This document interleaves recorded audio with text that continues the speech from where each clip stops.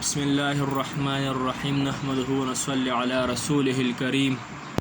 زما عزتمند مسلمانانو او خاص کر مسافر رونو، تاسو لنن یو پیغام در کوم، یو مسله ته بیانوم. ډیره اهمه مسله ده او زمونږ ډیر مسافر رونه به داسې چې دې مسلې به ته معلومات نه او ځینو ته به یې ځکه چې نن سبا د فیسبوک دور دی او د نیټ دور دی، نو هر چا ته پته می رونو مسله دا ده چې کم سړی په کم ملک کې اوسېږي، په سعودي عرب کې دی، په دوبۍ کې دی، په قطر کې دی، په ملیشیا کې دی، نو ابا آیا د دې پاکستان سرسایه به ورکوي که نه د هغه ځای د پیسو سرسایه به ورکوي؟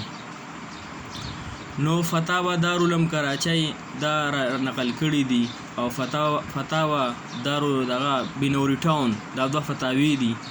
دوی لیکلي چې کم سړی په کم ملک کې اوسېږي نو ابا د هغه ځای د پیسو سرسایه ورکوي.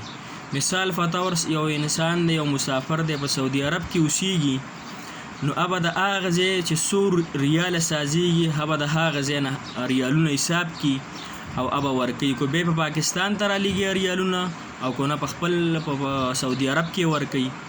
او پاتې شوه بیا د هغه کم چې دی نابالغه بچي دي، نو په هغه باندې د صدقه فطر په ده باندې لازم ده چې اب هم د هغې ملک نه ورکوي کم ملک چې دی اختر تیری، چې کم ملک دی اختر تیری د هغه ځای مطابق سرسایه به دی ورکوي.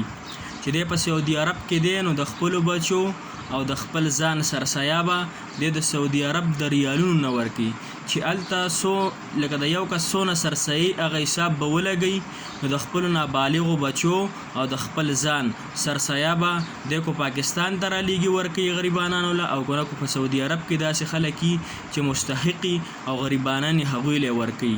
نو دا په ده باندې لازم ده چې دا د نابالغه بچو او خپله سرسایه به د هغه ځای ورکوي. پاتې شوه د کور والا او د بالغ بچی کوم چې پاکستان کې دی او پاکستان سره تعلق ساتي، نو د هغوی سرسایه به پاکستان کې ورکړی کېږي.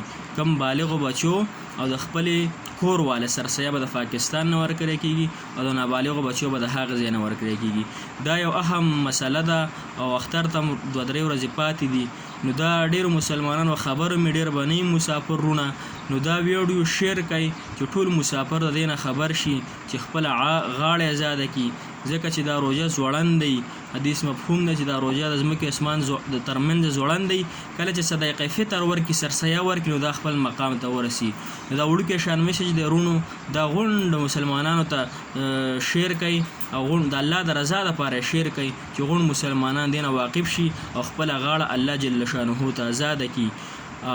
او موږ دا وړوکی چینل ساز کړی د اسلامي ویډیو دپاره، مولانا محمد فیاض په نوم دی، خو دا هم سبسکرایب کړو، نو الله جل شانه به تاسو له ډېر اجر او ثواب درکړي. واخر دعوانا ان الحمد لله رب العالمین.